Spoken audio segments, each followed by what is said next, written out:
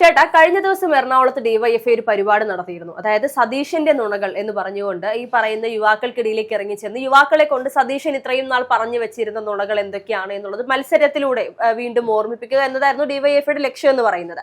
ഈ 11 മിനിറ്റോളമൊക്കെ സതീശന്റെ നുണ പറഞ്ഞ യുവാവ് എന്ന് പറഞ്ഞുകൊണ്ട് ചില പയ്യന്മാരുടെ ഫോട്ടോയൊക്കെ പുറത്തുവിടുന്ന ഒരു സാഹചര്യം നമ്മൾ കണ്ടിരുന്നു.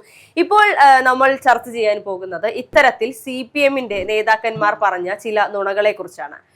ഒരു നേതാവെന്നോ രണ്ട് നേതാവെന്നോ അല്ല, നമുക്ക് ബഹുമാനപ്പെട്ട മുഖ്യമന്ത്രി പിണറായി വിജയൻ പറഞ്ഞ നുണകളിലൂടെ തന്നെ നമുക്ക് തുടങ്ങാം. ഈ പറയുന്നത് പോലെ CPM-നെ സംബന്ധിച്ച് നോക്കുകയാണെങ്കിൽ ഒന്നോ രണ്ടോ നേതാക്കന്മാരല്ല, CPM-ലെ തലമുതിർന്ന നേതാവ് മുതൽ ഏറ്റവും താഴേക്കിടയിലുള്ള പ്രവർത്തകർ വരെ ഇത്തരത്തിൽ നുണ പറയുന്നവരാണ് എന്നുള്ളതാണ് യാഥാർത്ഥ്യം.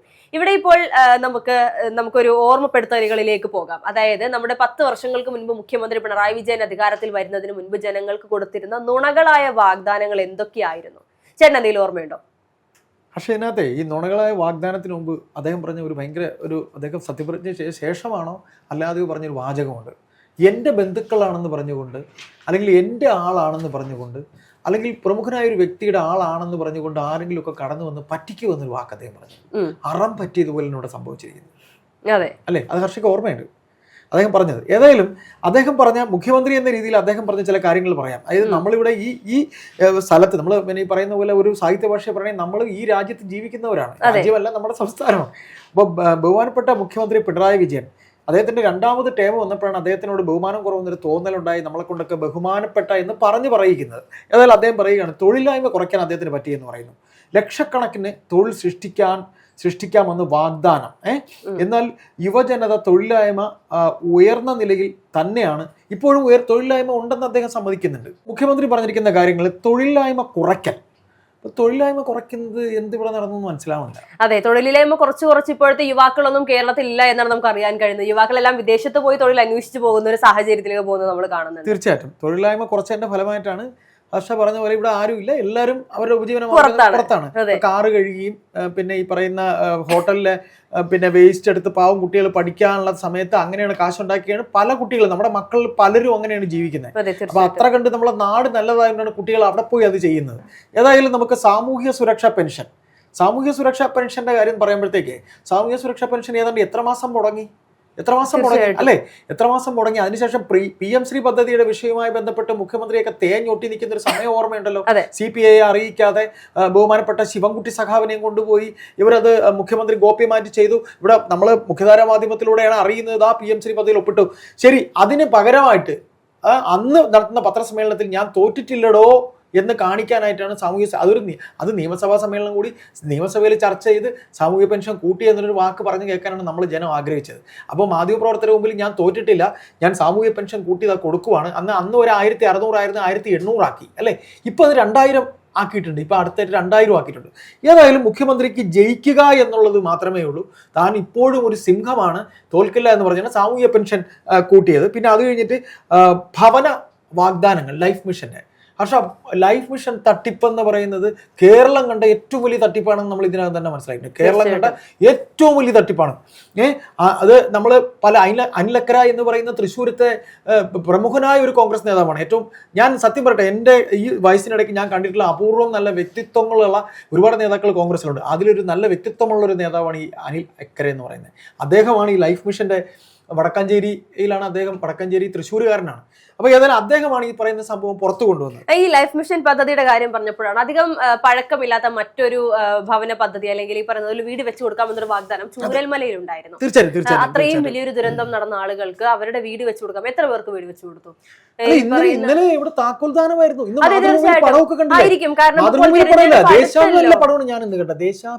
അതെ, കാരണം അതിന് തെരഞ്ഞെടുപ്പ് അടുത്തല്ലോ. ഇന്ന് ദിവസങ്ങൾ മാത്രം ബാക്കി നിൽക്കുമ്പോൾ ഈ PR വർക്കുകളിലൂടെ ഈ പറയുന്നതൊക്കെ കൊടുക്കേണ്ടി വരും. പലയിടങ്ങളിലും ഉദ്ഘാടനത്തിനായി മുഖ്യമന്ത്രി പിണറായി വിജയൻ ഓടി നടക്കുന്നതായിട്ട് നമുക്ക് കാണാൻ സാധിക്കുന്നത്. തൊട്ട് മുൻപ് ചേട്ടൻ പറഞ്ഞതുപോലെയുള്ള പെൻഷന്റെ കാര്യം, ഇപ്പോൾ 2000 രൂപ പെൻഷൻ ആക്കി എന്ന് പറഞ്ഞുകൊണ്ട് ഓരോരുത്തർക്കും വ്യക്തിപരമായി മെസ്സേജ് അയക്കുന്നു, വാട്സ്ആപ്പ് സന്ദേശം തീർച്ചയായിട്ടും നമ്മൾ കണ്ടിരുന്നു. അപ്പോൾ ഈ പറയുന്ന 2000 രൂപ പെൻഷൻ എത്ര പേർക്ക് ലഭിക്കുന്നുണ്ടാവാം. ഇപ്പൊ തെരഞ്ഞെടുപ്പ് ആയതുകൊണ്ട് തദ്ദേശ തെരഞ്ഞെടുപ്പിന്റെ ദിവസങ്ങൾക്ക് മുൻപായിരുന്നു ഈ പറയുന്ന ഒരു വാഗ്ദാനം നൽകുന്നത്. പിന്നീട് പെൻഷൻ തുക കൂട്ടി. പക്ഷേ നമ്മൾ പറഞ്ഞ പൊള്ളയായ വാഗ്ദാനം എന്ന് പറയുന്നതിൽ ആദ്യം നമ്മൾ പറയേണ്ടിയിരുന്നത് ഈ പെൻഷൻ ആയിരുന്നു. ഈ പറഞ്ഞ 10 വർഷങ്ങൾക്ക് മുൻപ് അധികാരത്തിൽ വന്നപ്പോൾ എല്ലാ വർഷവും 100 രൂപ വെച്ച് കൂട്ടി നൽകാമെന്ന് പറഞ്ഞ് അങ്ങനത്തെ സാഹചര്യത്തിൽ ഇന്നിപ്പോൾ 2500 പെൻഷൻ വാങ്ങിക്കേണ്ടിയിടത്താണ് നക്കാപ്പിച്ചയായി 2000 രൂപ നൽകുന്നത്. അതെ, എന്നിട്ട് ഇപ്പോൾ 2000 രൂപ നക്കാപ്പിച്ചയായി നൽകുന്നത്. പറയാൻ പറ്റില്ല, ഇല്ലാത്തതെങ്കിലും ഒക്കെ എടുത്ത് ചിലപ്പോൾ 2500 പറഞ്ഞു വോട്ട് കിട്ടാനുള്ള ശ്രമം. പക്ഷെ ജനങ്ങൾ മണ്ടന്മാരല്ലല്ലോ, അവർക്ക് ഇപ്പോൾ അറിയാം എന്നുള്ളതാണ് യാഥാർത്ഥ്യം. അതുപോലെ തന്നെ ഏറ്റവും മദ്യനയം.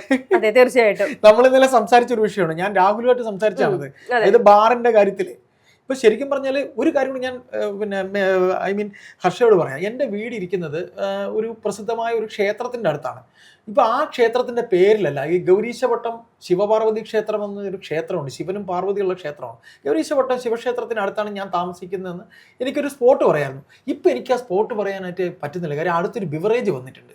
അപ്പോൾ ഞാൻ അവരോട് ബിവറേജ് അടുത്തെന്ന് പറയുമ്പോൾ എല്ലാവർക്കും അറിയാം ബിവറേജിനടുത്തുള്ള ആ സ്ഥലം കൃത്യമായിട്ട് അറിയാം. അപ്പം ഞാൻ പറഞ്ഞു വന്നത്, മദ്യനയം വന്നതിൻ്റെ ഫലമായിട്ട് ഷോപ്പുകൾ ഔട്ട്ലെറ്റ് എത്രമാത്രം കൂടി, എത്രമാത്രം ഔട്ട്ലെറ്റ് കൂടി.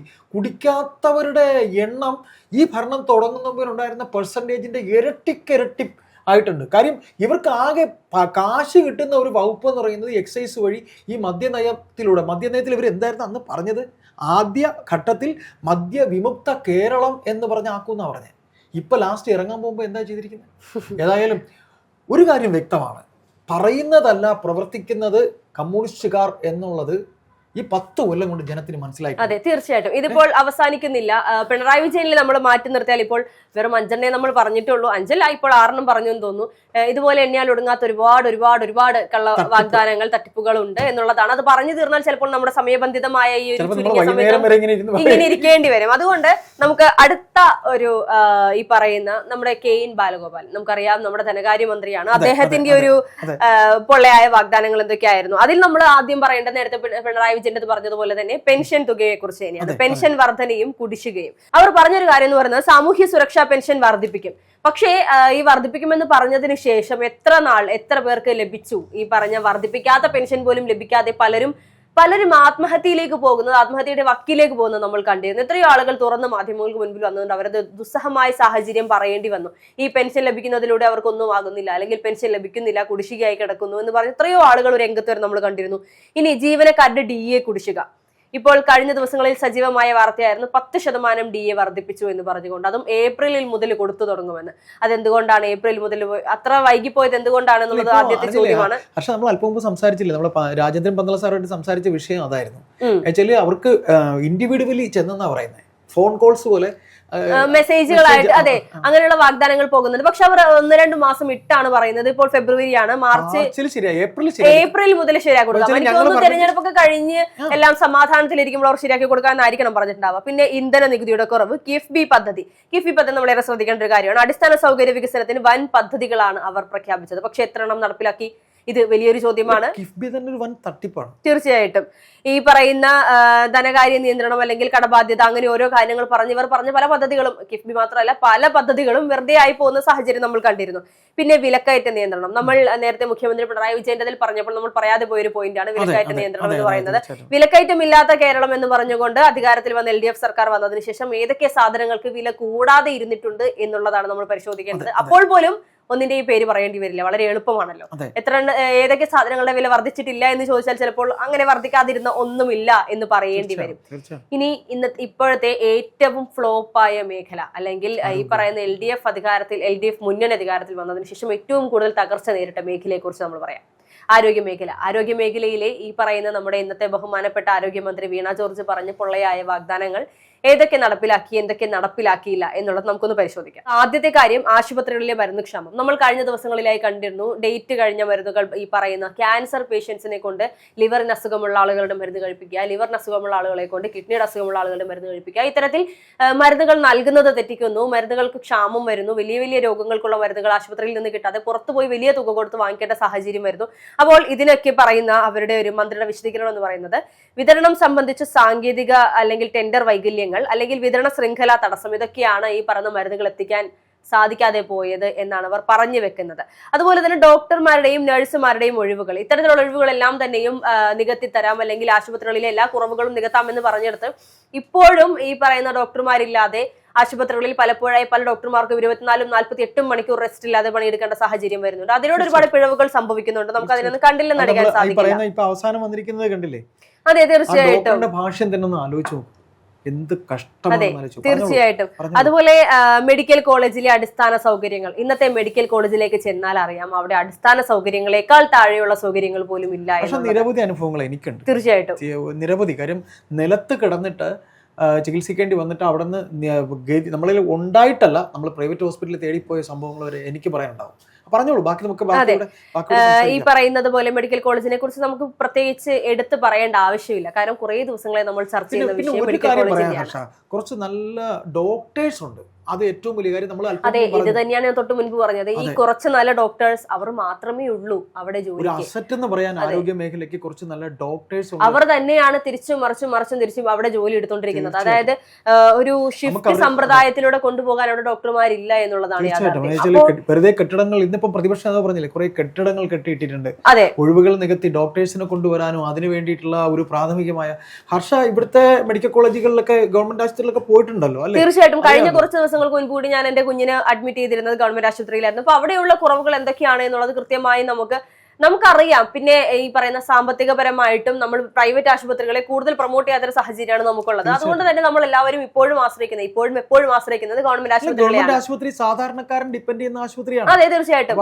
അവിടെ സൗകര്യങ്ങളില്ല, അതെ, അത് ഒരുക്കുക എന്നുള്ളത് സർക്കാരിന്റെ ഒരു ഉത്തരവാദിത്തമാണ്. അപ്പോ ഇത്രയും കാര്യങ്ങൾ ഇവരുടേതായിട്ടുള്ള ഇവരെ പറയുന്ന രീതിയിൽ ഇതിപ്പോൾ വെറും 3-4 പേരുടെ മാത്രമാണ് നമ്മൾ പറയാനാണെങ്കിൽ എണ്ണിയാൽ ഒടുങ്ങാത്തത്രത്തോളം നേതാക്കന്മാരുടെ, എണ്ണിയാൽ ഒടുങ്ങാത്തത്രത്തോളം കുറവുകളും കുറ്റങ്ങളും നമ്മൾ പറയേണ്ടി വരും. പക്ഷേ എനിക്കൊരു സംശയമായി, നമ്മൾ ഈ പറയുന്ന പോലെ ഇവർ ഈ DYFI എന്ന് പറയുന്ന സംഘടന കഴിഞ്ഞ 10 വർഷം ഇവിടെ ഇവർ ഭരിക്കുമ്പോൾ ഒരു പൊതിച്ചോറ് കൊടുക്കുന്ന പരിപാടിയല്ലാതെ ഇവരുടെ തലമുതിർന്ന നേതാക്കൾ കാണിക്കുന്നത് ഒരു കമ്മിറ്റിയിൽ പോലും എതിർത്തൊരു ഭാഷ്യം പറയാൻ ചങ്കുറപ്പില്ലാത്ത ഇവരുടെയൊക്കെ ഭാഷ്യത്തിന് കേരള സമൂഹം വില കൊടുക്കേണ്ട കാര്യമുണ്ടോ? കാര്യം ഇവർ ഈ പറയുന്ന ഇനിയിപ്പോൾ നമുക്ക് പറയാനുള്ളത് SFI, DYFI, അതിനു മുമ്പ് ബാലജന സഖ്യം എന്ന് പറഞ്ഞിട്ട് ഇവരുടെ ഒരു കുട്ടികളുടെ ഒരു സംഘടനയാണ്.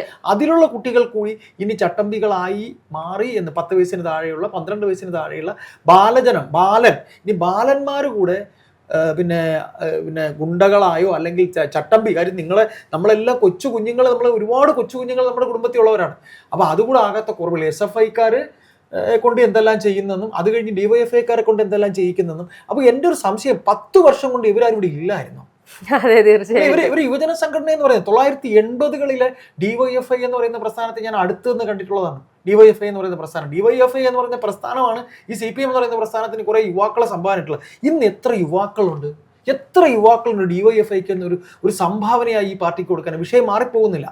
നമ്മുടെ സംശയം, ഈ പറയുന്ന രീതിയിൽ വിഷയങ്ങൾ അവതരിപ്പിച്ച DYFIക്ക് ഒരു തിരുത്തലായിട്ട് ഒരു കമ്മിറ്റിയിലെങ്കിലും DYFI പറഞ്ഞതായി പത്രത്താളുകൾ ഒരു വാർത്തയിൽ ഞങ്ങൾക്ക് കാണാൻ കഴിഞ്ഞിട്ടില്ല. അല്ല, ഇവിടെ നമുക്ക് പറയാനുള്ള പ്രധാനപ്പെട്ട മറ്റൊരു കാര്യം, കഴിഞ്ഞ ദിവസങ്ങളിൽ ഈ പറഞ്ഞ ഞാൻ തുടക്കത്തിൽ സൂചിപ്പിച്ചതുപോലെ VD സതീശന്റെ നുണകൾ അല്ലെങ്കിൽ സതീശന്റെ നുണകൾ എന്ന് പറഞ്ഞുകൊണ്ട് ഇത്രയും വലിയൊരു പരിപാടി സംഘടിപ്പിച്ചപ്പോൾ ആദ്യം സ്വന്തം പാർട്ടിയിലേക്കൊന്ന് നോക്കണമായിരുന്നു, സ്വന്തം മുന്നണിയിലേക്കൊന്ന് നോക്കണമായിരുന്നു, ഏതൊക്കെ ഈ പറയുന്നത് പോലെ നുണകൾ പറഞ്ഞ് പാലിക്കാതെ പോയത് എന്തൊക്കെയുണ്ടെന്നുള്ളത്. ഒരു സമയത്ത് VD സതീശനെ പുനർജനി പദ്ധതിയുമായി ബന്ധപ്പെട്ടുകൊണ്ട് വലിയ രീതിയിൽ ക്രൂശിക്കാൻ ശ്രമിച്ചിരുന്നു. പക്ഷെ നടന്നില്ല. വലിയ രീതിയിൽ പാളിപ്പോകുന്ന ഒരു സാഹചര്യം നമ്മൾ കണ്ടിരുന്നു.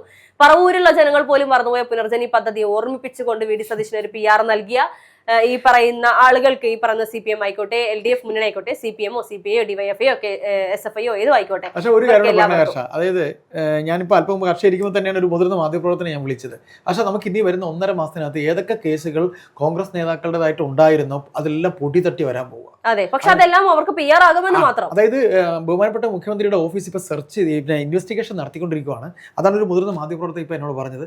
പ്ലസ് 1 മാസത്തിനകത്ത് പല കേസുകളും പൊങ്ങി വരാൻ സാധ്യതയുണ്ട്. പല MLA-മാരുടെയും പല MP-മാരുടെയും ഇവർക്ക് ആകെ അറിയാന്നുള്ള സ്ത്രീ വിഷയമാണ്.